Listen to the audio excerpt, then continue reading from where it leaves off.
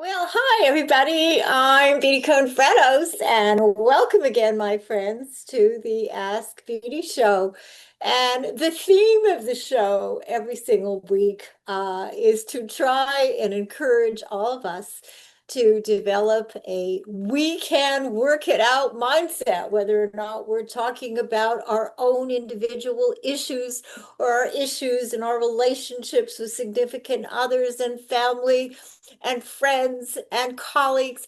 It is just so important. It is so important that instead of incorporating and embracing this win, lose, you're right, I'm wrong mindset, that we really do find a way to come together. And if we don't, we are finding more and more that people are feeling alienated and lonely, and the depression rates and the suicide rates really happen to be soaring. And I think in part, it's because people are becoming more and more divisive in our thinking, in our behavior, and it is having, and not to be surprised, a really negative impact on all of us.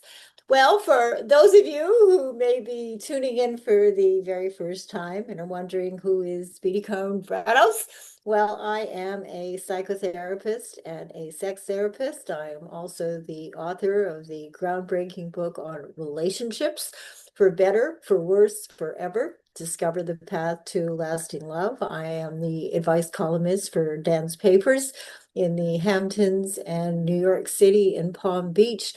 And you might be interested because you can actually read the columns online. I write two Ask Beatty columns, and I'm actually going into year number 4. So there are a lot of Ask Beatty advice columns that I think that you may find really interesting to read. I've also, of course, been in the local and national media for many, many years, and I can hardly believe that I have been hosting the Ask Beatty show right here on the Progressive Radio Network. We're going into year number 14, and I actually did the multiplication. You figure one show a week times 14 years. That is a lot. That's a lot of Ask Beatty shows. And I have to say that the reason why I do the show, okay, yes, I love giving advice and it's really lots of fun, being on the radio, but I'm hoping that every single show, that there is some little thing, it may not be terribly consequential, in our day-to-day life, but in your life. I'm hoping that there are some little things, some little takeaways that you can actually learn something from that will improve the quality of your life and your relationship. And so, what do we talk about on the show? Well, we talk about mental health issues, of course, and we talk about relationships, and we talk about sexuality. And of course, I have a mantra, which I'm hoping that you also will be open to embracing. And that mantra is to be willing and open to acknowledge and address and resolve as best as we can the things that continue to get in the way of our life and our relationships. And it's so important because I've seen in my private practice here in New York City and East Hampton that people typically wait way too long, sometimes years, before being really willing to examine and, more importantly, take action with the things that are really not working in our lives, which is why every single week I ask you to do a weekly mental health check-in. And this is for you to ask yourself, how am I feeling emotionally and psychologically and psychiatrically? And is my depression, hopefully you don't have depression, but for people who do, is it getting better? Is it getting worse? What about my anxiety levels? What about my substance abuse issues? So that we're very honest with ourselves on a regular basis. Many people once a year they take a look at their lives and they make resolutions. And of course, I'm asking you to do this every single week. And if you're finding that things are off track, and of course, nothing is perfect, and we all go through ups and downs in our lives. But if you're finding that consistently, the depression, the anxiety, the substance abuse that you were really hoping that you were having some control over is really getting away at you, I want you to know, and I want you to seriously consider that the very, very best thing that you can do is reach out and ask for help. And again, we have one lifetime, at least that's what I believe, so that it is important. It's really important that we take responsibility to make sure that we are living our life in ways that are really and truly in our best interest. So I ask you to take a look at your mental health. I also ask you to really assess your relationships, your family relationships, your relationships with colleagues, your relationships with friends. And again, there are always going to be, ups and downs. But hopefully you are in relationships with people who are willing to communicate when there are problems, who have the necessary problem-solving skills and problem-solving mindset, so that when problems arise, as they invariably do in all of our relationships, that you are with people who seriously want to work things out. And I think it's so important that we discover, earlier rather than later, whether the people in our lives really have that kind of a mindset, so that there aren't going to be any surprises up the road. And I think that it's so easy, when things are going well and we're talking about where we're going to go for dinner, or what kind of a bonus or raise you're going to be asking for from your boss. But it's when things start to veer off track, then the question becomes, what are we going to do? Are we going to look the other way? Are we going to avoid? Are we going to deny? Are we going to blame? Are we going to self-blame? And this is the moment in time that when issues arise, that we hopefully have developed the problem solving and communication mindset, where we are going to hopefully be able to really work things out. And that's the thing, that's the questions of the week, your mental health, your relationships. Are you taking good care of yourself physically? Are you eating reasonably well? Are you getting enough sleep? Are you exercising? I mean, the studies on exercise, they are so clear that it is pivotal. It is critical that we all move around and how it affects our mood. Today was a typical day. This temperature here in New York, it's about 75 degrees. It's sunny. It's absolutely gorgeous. I had a million things to do before the show, but I said to myself, I said, Beatty, you really need to get out and you need to take a walk. So I took a 10-minute walk, and what a difference it made. Of course, in the area where Jim and I live here on the Upper West Side in New York City, people are always walking their dogs and there's trees. And from feeling really harried, I came back into the apartment just feeling a lot calmer and, of course, really ready to do the show. So these are little reminders that we need to have really for ourselves. And I ask my patients this all the time, that throughout their days, that they ask themselves this one question. And that question is this, whatever this happens to be, is this good for me? Am I living my life today in ways that are in my best interest? It's a very, very important question that we all need to routinely ask ourselves. And then if we find that we're veering off track, hopefully we have the clarity to know what it is that is actually getting in the way of our life and relationships. So that's the problem solution mindset, and that we are going to give ourselves permission to take some action, whether or not it's action in terms of our substance abuse issue, whether or not you're finding that your eating is out of control and it's been out of control for a long, long period of time. So the real question then becomes, what am I going to do? It's very, very easy, as we all know, to make plans and hope and dream that somehow our lives are going to be able to be transformed without our having to do things, without our having to pivot. And of course, talk about wishful thinking. That typically is never, never going to happen. So in many ways, the ball is in your court. So if you're looking at living a happy life, a good life, I oftentimes refer to countries that are considered to be the happiest and healthiest countries in the world. And I always wanted to be able to emulate and let you know what people who are living in the happiest countries and healthiest countries in the world, what they're doing. And of course, they eat a Mediterranean diet.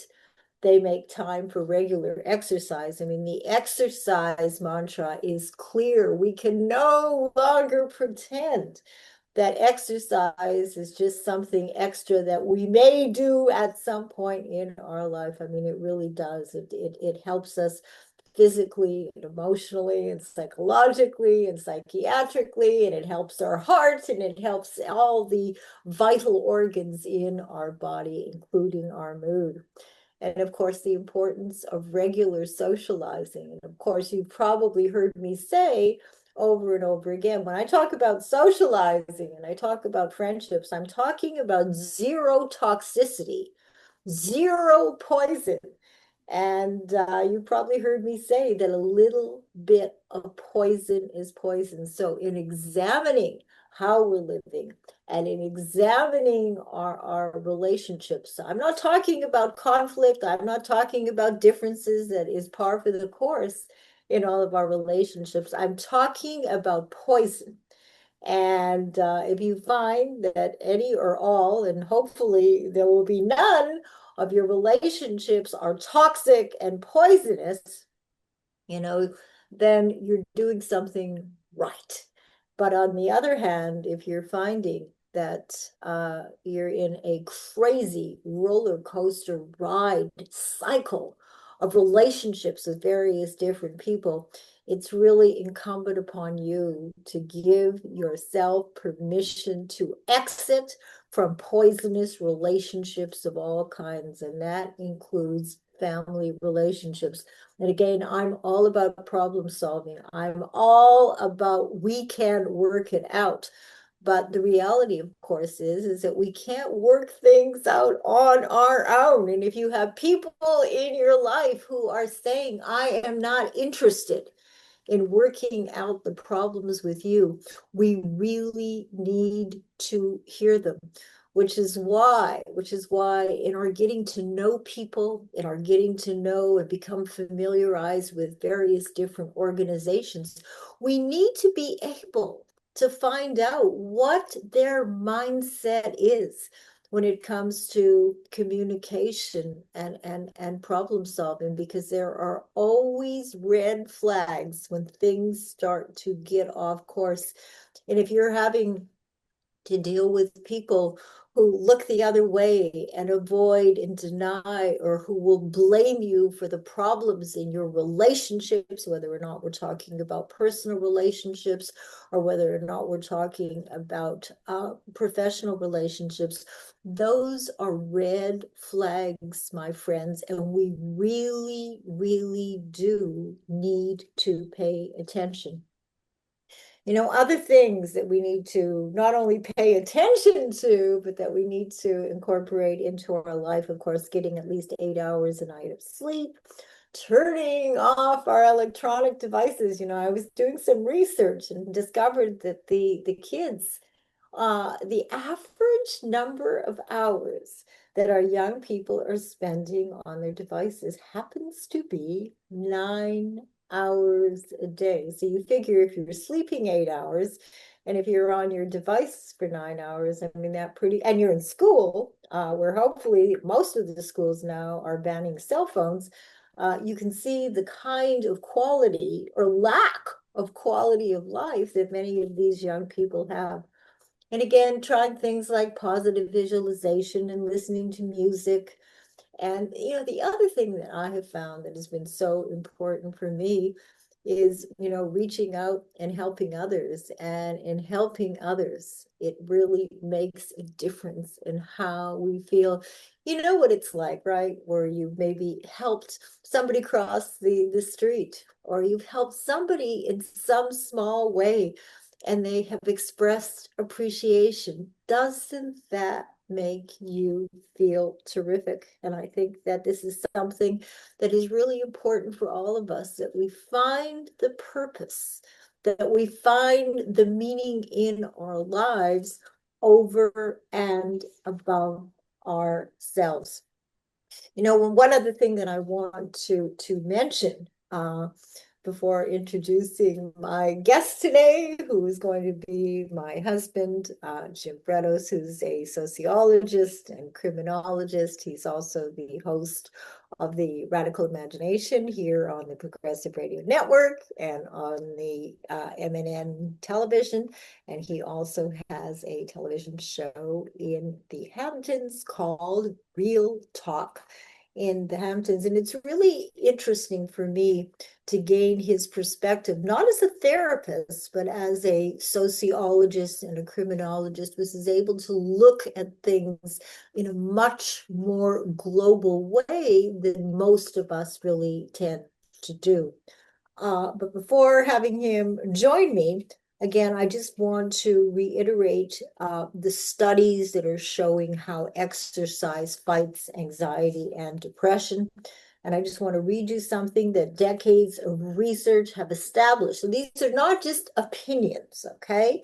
They've established that exercise has a positive effect on mental health. And in studies of patients with mild to moderate depression, for example, a wide range of exercise regimes have been shown to be as effective as medications like SSRIs, although, of course, for certain people, they need the combination of exercise and medication. And again, I think that it's really important that if you're finding that your mood is off, that you're just not feeling right, I think it's very easy to jump to the conclusion that there is something off mental health wise. And one of the things that is very important is that we all get our routine annual physicals just to make sure that there is nothing going on or not going on medically and physically that is affecting our mood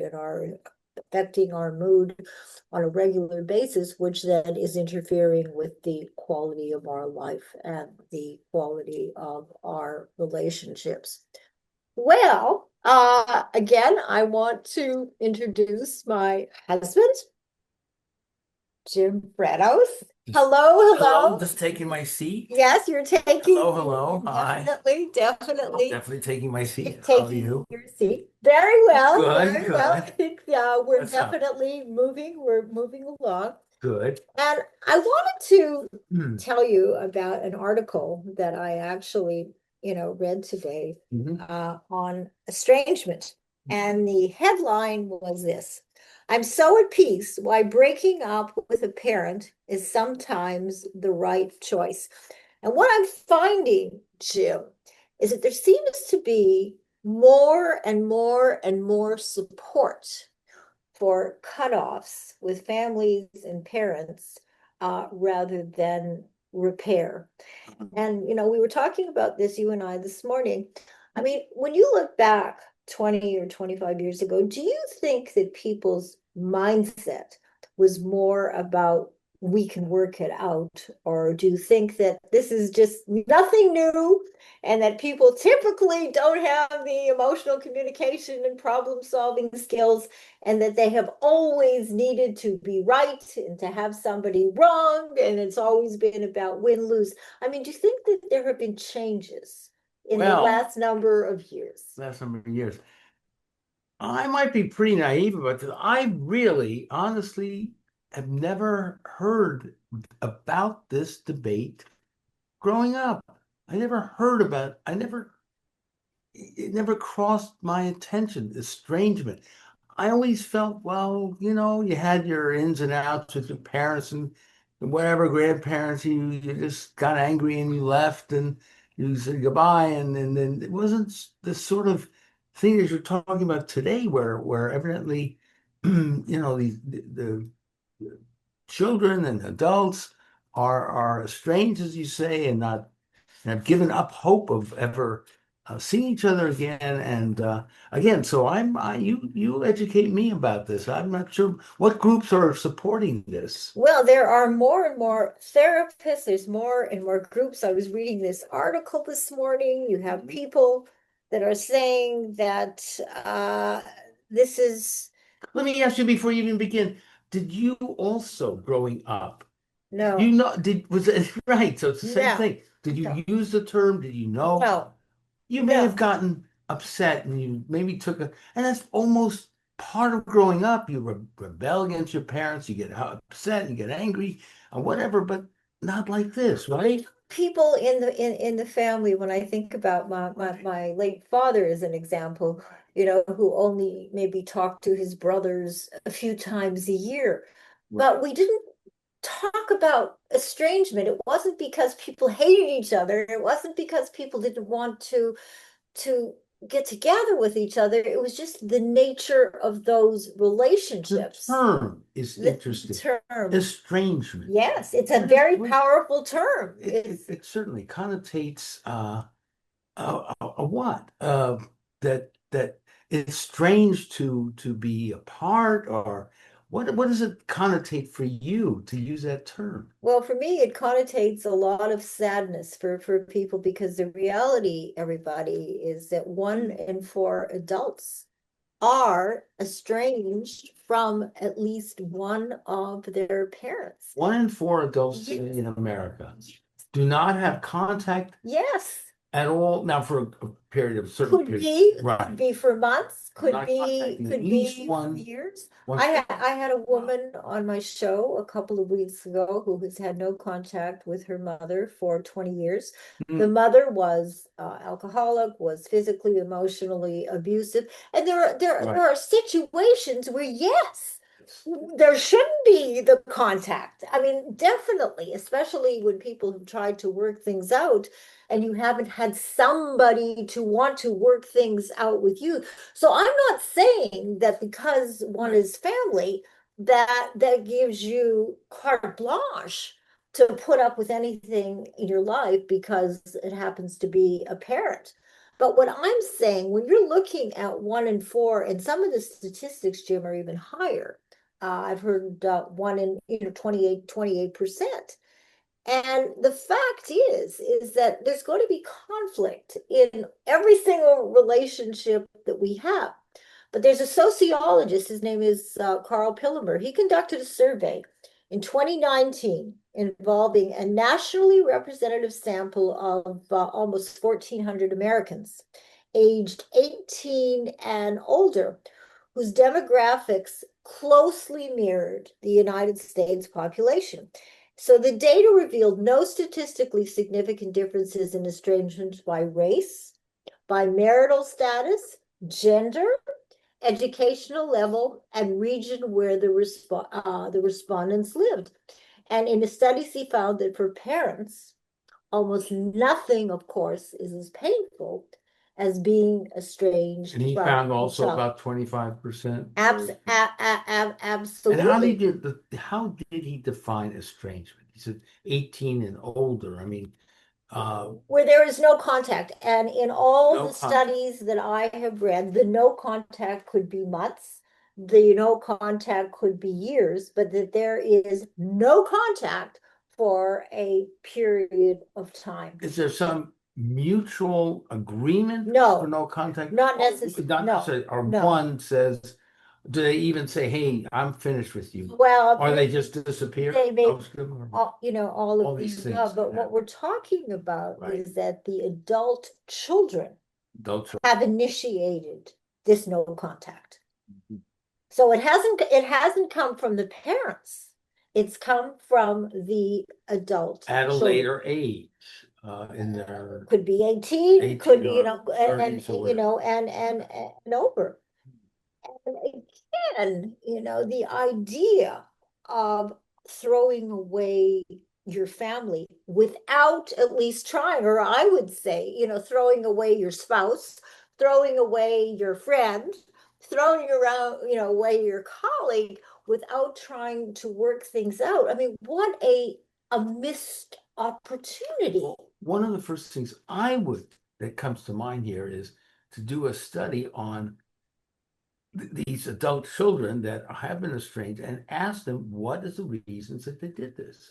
Well, for some, of course, there's been abuse. And that's clear. It could have been historical abuse, it could be current abuse, and nobody should be in an abusive relationship of any kind. So We don't know what we don't. percentage of those No, 25% no, fit into that. no, we Okay. don't. And for some, differences of values, differences of lifestyle.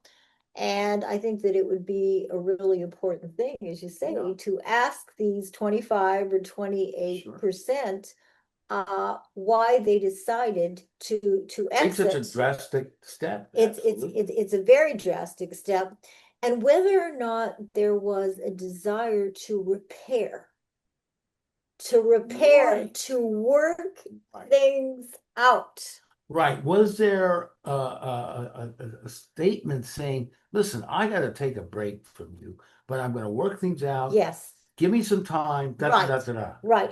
Well, and that's the question. Right. I have a quote here from a New York City psychoanalyst, Dr. Galit Atlas, and she has found in working with families for many, many years that most families need repair, not permanent rupture. A little break. Yeah, Well, yeah. maybe a little bit, a little bit of a break. And I recently was treating a woman Mhm. who had been estranged from her three sons for a number of years. And she contacted me and she was heartbroken and was wondering really what to do. She was in therapy with another therapist who said to her that she should walk away from her three sons, that enough was enough, and she had tried, and that was it. And interestingly, a friend of hers, who I also happen to treat, had suggested that she contact me. And I met with her. And of course, as a former national Canadian competitive tennis player, walking away without playing out all the points of a match So is you're something reluctant to recommend that sort of without playing therapeutic, out, whatever, without playing or out finding points out of the a match. possibilities. Exactly. Right. So what happened in this particular situation is that I asked her whether or not she felt it would be worthwhile if I contacted her sons. And she said, gee, nobody ever suggested that. And I said, well, that's exactly what I've suggested. And I did. And they have reconciled. They have reconciled. I had two telephone conversations with two of the sons. There's a third son who really needs to get into this mindset as well, who I have not contacted yet because the mother said she felt that he was still way too angry with her. But I'm hoping, to reach out to him as well. But the So, two other three sons, two telephone conversations with each of the sons resulted in the mother son's beginning to repair their So what relationship. you seem to be saying is that a certain percentage of these estranged people, who knows how many, what percentage, Right. could be, right? Yes. It could be resolved in a much more positive way if Yes. there was therapeutic or other sorts of Yes. interventions that Absolutely. wouldn't encourage Exactly. this leading.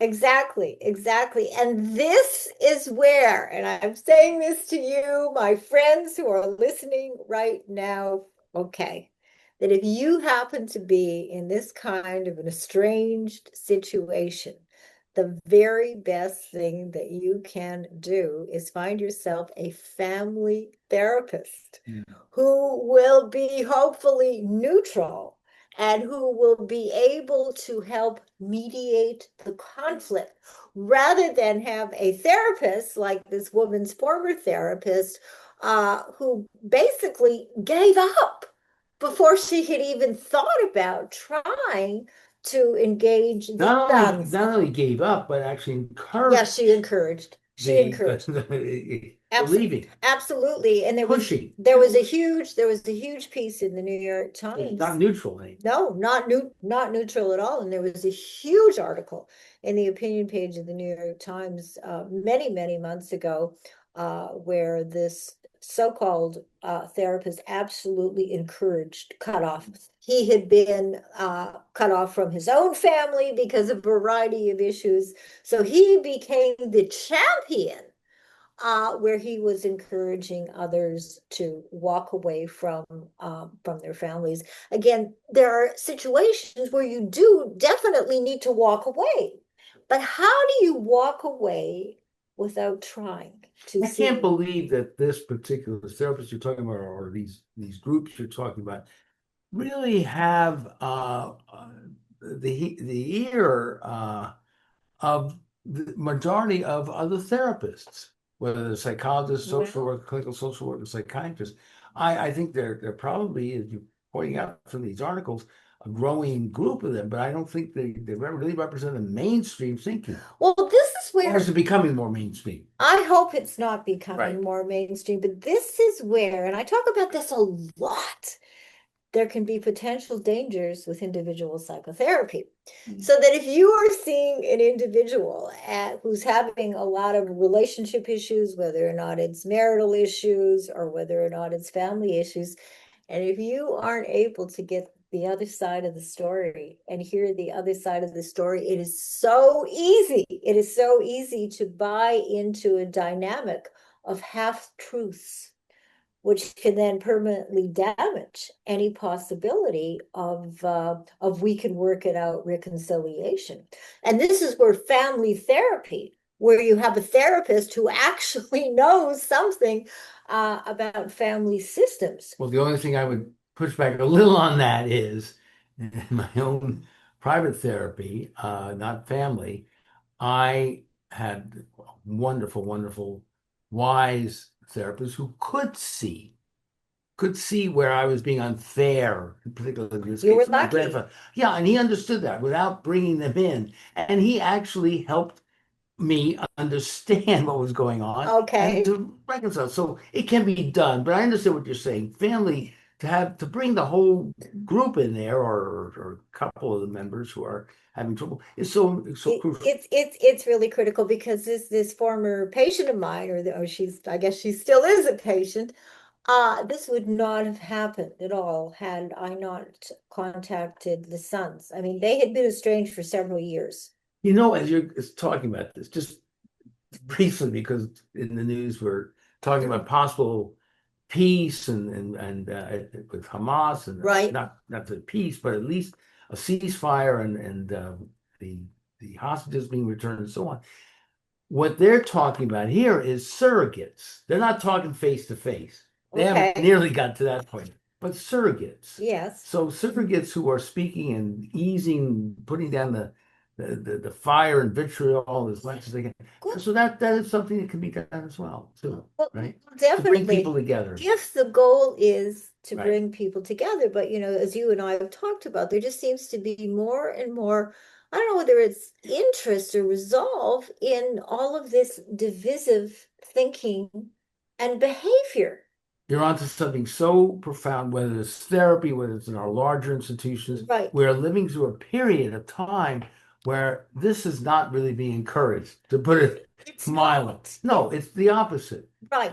We're not forgiving. We're trying to create more division, and the atmosphere is so toxic. It is. At so many different levels. It's hard to keep one's sanity and as a result of the onslaught of this sort of thinking, but we must, because otherwise we'll, But you the know, we don't have no consequences, choice. Yeah. the consequences are dire because this is Yeah. a recipe for loneliness, for depression, where we're seeing depression statistics that we've never really seen before. I mean, huge depression statistics, alienation, discord, and ongoing, More never-ending violence, wars. more violence.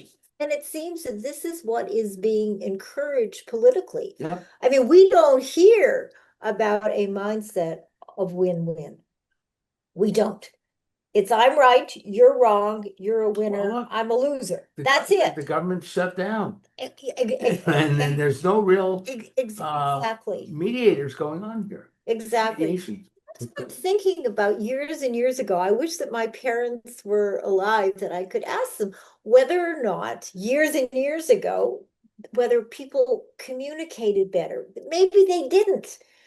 Maybe problem solving and communication, that these are sort of concepts that we're reading about in psychology and psychiatry.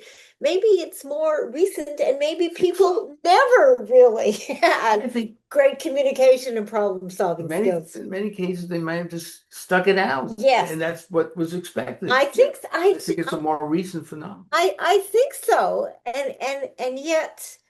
And yet it's critical. It is, because It's just even if you critical. are sticking out, there's all kinds of repression Right. and anger, and all kinds of feelings are being built up. So yeah, And I, it's not a good. That's not a good option either. no, and as I confessed to you before the show, when I look back on some of my relationships, some of my girlfriend relationships years and years ago, when problems did arise, as they invariably do, I too, 25, 30 years ago, did not sit down Mm. and talk about how we can work it out. And here I was in the field, so to Yeah. speak, and yet I regret not doing it. I remember walking away from a few, wonderful relationships that I had with women. And were they also in the field too? Yes, Many of them. we were all So you're all trained to do this, and trained. yet it wasn't. Couldn't have been just He you. didn't do it. They didn't do it either. He didn't do No. it. And I think What the heck's back going on now, there? what exactly was going on. And I think What happened that in for grad me, school? I think that for me, well, McGill University did Yeah, a I great know, job, but but I asked myself this morning, why didn't I? And I think if I'm going to be really honest with my audience, if I'm going to be really honest, honest with myself and with you, I think it's because I needed to be right. I think that okay. was it. Rather than discussing and perhaps, acknowledging that I maybe see. some of my behavior was not exemplary, That's an I interesting think point. I think it was that I needed to be right and that they needed to be wrong. Hmm. And as a result, it cost me some good friendships. Well, it cut off the possibility of any real talk, because Absolutely. it And they was didn't all do it either. And they right. didn't do it either. It was That over was before you even began. that Sorry. that is exactly I'm true. right and you're wrong. Exactly. Right. And here we were, so-called experts in the field. My closest girlfriend, the psychiatrist. I mean, my goodness, what was wrong with us? Well, That- we're not Right. mentioning names here, but you've Yeah. reached out a few I times. did. I She's actually still, did. after She's still, after she's many still years. many years, Yeah, she can't said do it. she can't do it. And this is where, Listen, Jim, your friend, if she is listening, she's come on, it's time now. it's And time. time for a lot of people out there It's time. are in your audience to maybe consider what you're saying, Beatty. It's very important. But you know what is even more important, Jim? When I did my research for the book, and that came up with my 10-step formula for assessing who's right for you and who's wrong for you, before committing to any serious relationship. Two of the most important chapters, of course, were on emotional communication and problem solving, and how important it is that we know before committing to a relationship, before committing to joining a synagogue or a church, before committing, to being hired by a company, that we know the people's mindset when it comes to communication and problem But solving. sometimes that's almost impossible to do.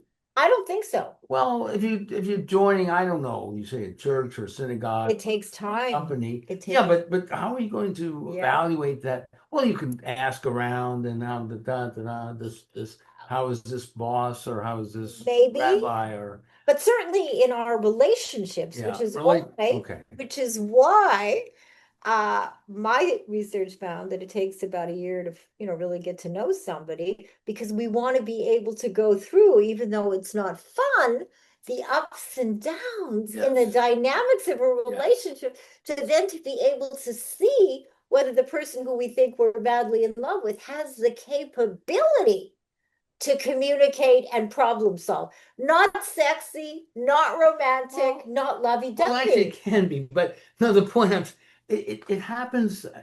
I've experienced it happening during certain crises. Only during crises. Well, not only, but you Yes, really get to know who your yes, true friends are exactly. when something happens, you're up against the wall Exactly. here, or who's going to stand by you, bear witness, who's That's going to right. stand in the breach, and so on. So, You're absolutely you right. know, And this is where, when people say, I'm madly in love and I knew I wanted to marry this person or I wanted to move in with this person the first time I saw them, it's like, really? Really? We're talking about a divorce rate of 71% for third marriages. And the importance of going through these dicey times to see how is this person going to react when problems arise. And that is key, which is why before I did the book, I think I was much more spontaneous. And I would say I met a lovely person. I met a wonderful person. I would never say that today. I would say, as you know, somebody who this person appears to be wonderful. They appear to be trustworthy. And again, my research found, and it hasn't changed in all these years, Jim, that it yeah, takes about a year to find out who somebody is and isn't and how they're going to respond on or not respond. yeah. Again, I You assume know? you're talking about different variations of friendships or whatever, companions, lovers, possibly. So, don't you think? Well, We want to know how people are going to react when things start to get off track. sure, but you can invest in a relationship that doesn't have to be a complete trust. We can understand maybe that person did not come through in this way, but came through in another way. I Well, mean, life is not quite cut right. and dry like that. But yeah, I think certainly in the deeper, more intimate Yes. relationships we're Yeah. talking about, this is not something you can just know in 2 or 3 days or No, you few can't. weeks. Absolutely not. And the interesting thing, of course, is that people will do anything and everything to avoid conflict. The I don't want to talk about it, okay? That sort of a thing. Or you're overreacting, or I'm too tired, where nothing ever gets discussed and resolved. Hoping that somehow magically things are going to work out, and they typically don't. Because we're not learning the social skills to Right. do that. Exactly. We're not learning this, Schools, which, places of worship, or right, workplace, right. and so on. I'm certainly not politically. We're not being challenged and No, talking about the sort of deep issues that people know are there, but we all just gloss over we it gloss over because and trivialize we it. don't know how to deal with it. And this is where We in don't one have of my, adults in the room to help us. right, well, and this is where in one of my articles for Dan's papers, there was a section on cooperation begins at an early age. And I think from a very, very early age that we as parents and teachers and religious leaders, we have a responsibility to teach our children about finding ways of getting along, of getting together. And I think it can be reinforced in the playgrounds and at home. What if the kids got gold stars or they got extra points, for cooperation? Little Johnny is having a tough time. What can you do to help? Or somebody fell down in the playground, instead of laughing at them and saying you're stupid, what about going over and saying, is there something I can do? And this is where children learn this and develop this Sounds like kind of you a grew up in mindset. Canada. I grew up in Okay, Canada. yeah. Yes, of Well, course, of course. And I think that these kinds of lessons, really prepare our kids, because this is where it begins when we're little kids. We learn to problem solve, we learn to talk or not, we learn to be helpful at an yeah, early age. early age, but it does vary. Uh, the sort of child rearing practices and parenting does different emphasis in different homes and different That's cultures the and point. different socioeconomic. I mean, a kid growing up in the inner city, African American little boy, is being told a different story about what the police are about. So not Okay. something that True. very lovey-dovey here, that you True. better watch out and you better. So it becomes also issues of power, master-slave relationships in a sense is what we're talking about.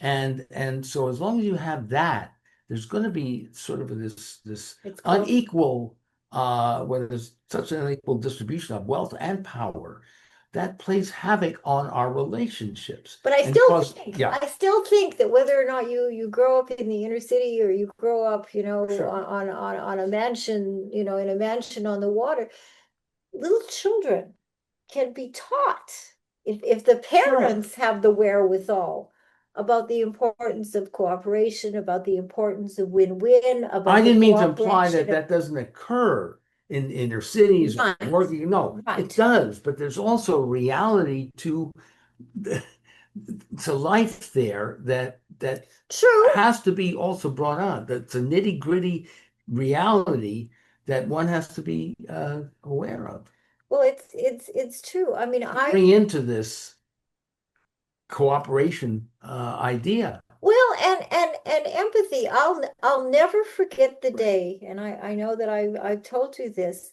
that I was a little girl growing up in Winnipeg, and it was very, very cold, and I was with my dad, and we were driving downtown in downtown Winnipeg, and there were homeless people. Of course, we didn't even use that term, on the street, and he gave me $1, and he Did you use said, any term at all? no, No, these were people these were people. who These were were people who were having a tough having time. a tough time, right? And he gave me $1, and he said, I want you to go up to this person and give them $1, and hopefully they'll be able to get some hot coffee. Did he talk with them at times? No, well, he probably did, Probably did.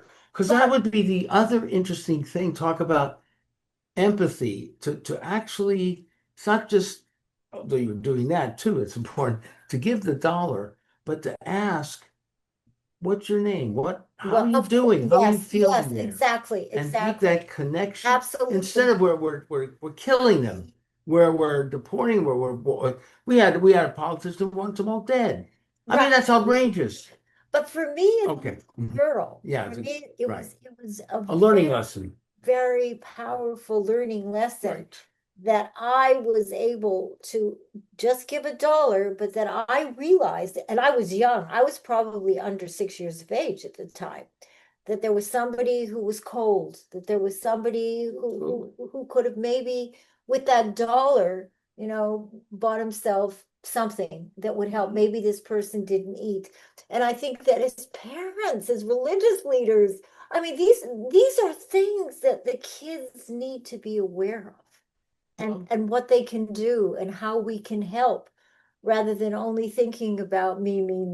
absolutely. I mean, Well, that's the you know, bottom line in America is money and how you move up the ladder and so on. So we're at the same time that we do we are and can be and in some ways a very generous people and a giving and caring people. We're also up against the reality of a system that is set up to divide and conquer us, to set up people who are going to win Few of us yes, and many who won't. yes.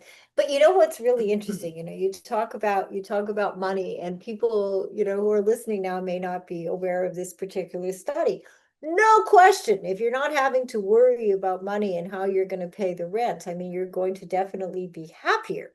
However, studies have shown that once you reach a level of $75,000 a year, your in quotes happiness score, uh, even if you're making more money, does not go up. Your happiness score. So there's a minimum in that number, according to many studies, of $75,000 a year, but that there's so many other things, Just of in course, America. yes, that go into experiencing and feeling happy. And that it is not the money over and above the $75,000. Of course, that's still a good amount of money that many, many people, of course, don't have and don't earn. That there's so many other things like good relationships and having a purpose and having meaning and contributing, that's what and And living a socializing, life of integrity.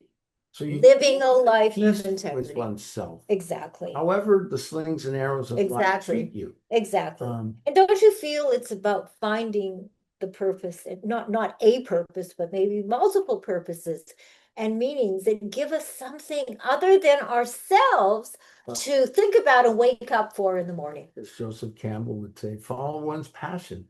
Follow, If you're lucky enough to feel passionate about something, that gets back to right, early childhood, to education and parenting, to enhance one's curiosity, the right, child's curiosity, because they are by nature very curious. So that's where you begin to develop your passion. right, And one can, if one follows that, one's fortunate enough to be right, able to do that, right, then life becomes a lot happier in a sense. You're right. not doing something just to make money so you can retire and drop dead in Florida Yeah, no. playing golf. No, no offense to anybody from Florida there. But if that's what's going to, you see, that sounds, Yeah. a What? little critical Of and a what? little judgmental Well, to I didn't mean anything about but Florida. if somebody, forgetting Florida, Yeah, okay, well, but if forget Florida. somebody feels that Yes, that is what they want to do and that is how do they it. want to live, Do it. it's not up to us to make them wrong. If that's what's going to bring somebody happiness and peace Try and it. passion, then Yeah, so be it. It may that's not be right. for you. It may not be for Of me. course, but when if you're fortunate enough to feel it, then okay, you probably Right. fall down 10 dozen times or whatever, but do it because that's at the end of the day, that's what's going to make you really happy. And that's what we have You to, look back on that's life what we have, everybody really has to figure out. and a It, peace of mind and to have a peace of mind. and being more capable of not having this I win, you lose. Right. That you're open, that you're happier, Yes, that you can talk to people, that you exactly. want, that you do empathize, Exactly. and it's absolutely psychiatrically mind-boggling. That is more that Trump wins and controls. He's insatiable. I marvel what is going on with his inner psychic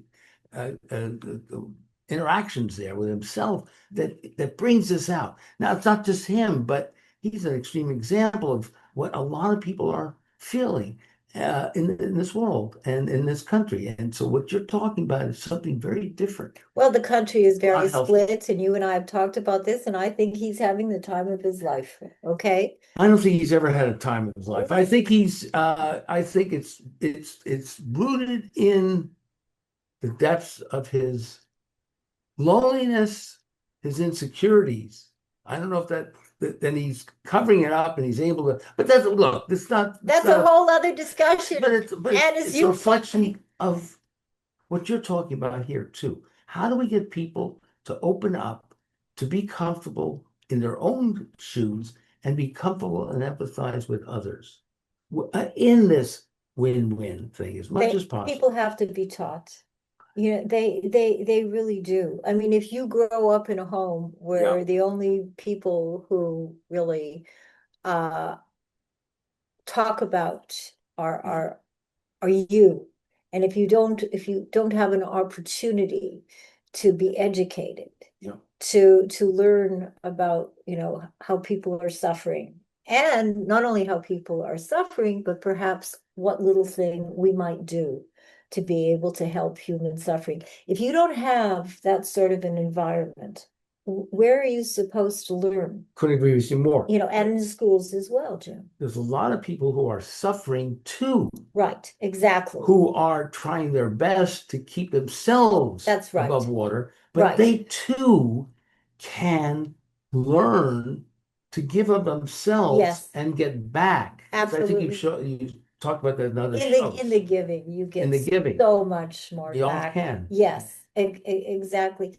But I wonder in most homes whether people have these kinds of conversations. I would have to say no.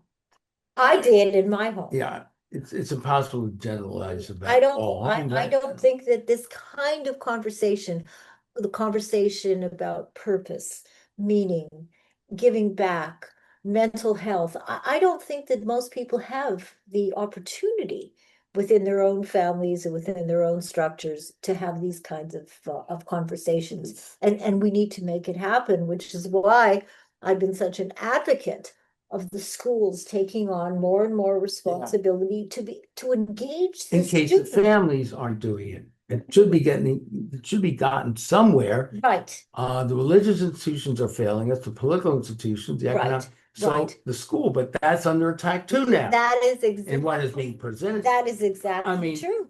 That is exactly we're true. not supposed to now Right, learn about other people's history and right, culture and so on. right, right, And this cancel culture right. business. Yes, So yes, we're under we are.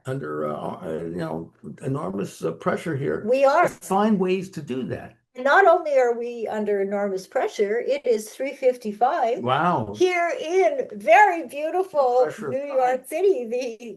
The pressure of Time waits time. for no one. Time waits for no one. That is true.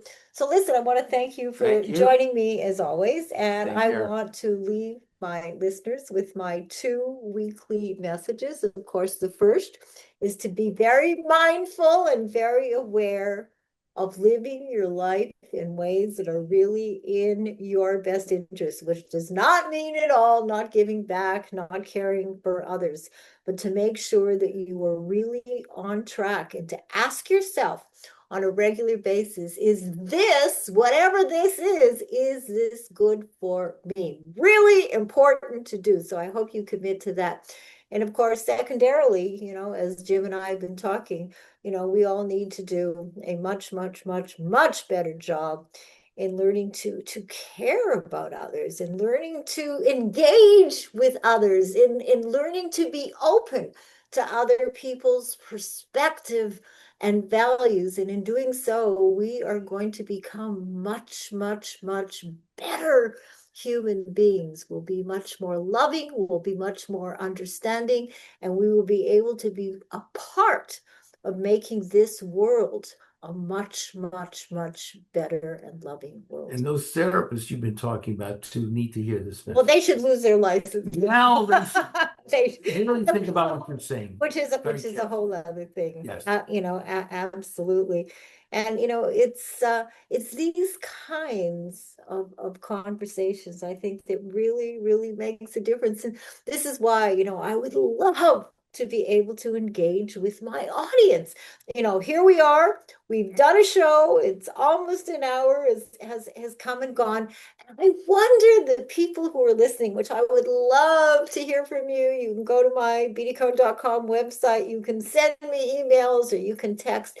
If there is anything that I have said or we have said that has had some impact, which is why I love to do the shows, which is why I love to write the columns, which is why I love being a psychotherapist. You just sort of hope that there is some little thing that can really make a difference in people's lives. So I hope that you have enjoyed today's show and commentary and analysis. And I look forward, of course, every week from Monday at 3 p.m. Eastern Standard Time to inviting you into my world where we can engage and really come together. So I hope you have a really wonderful rest of the day. I want to thank my producers who make this really a wonderful experience for me. And I will talk with you next week and And every should we week. thank Gary Noll too down And there in Gary, Naples? Hi, Gary. Whatever absolutely, you're doing down there. absolutely, absolutely. Hope all is well with Dr. Gary now. So goodbye, everybody. Talk with you next week. Have a good rest of the day and do take care. Bye.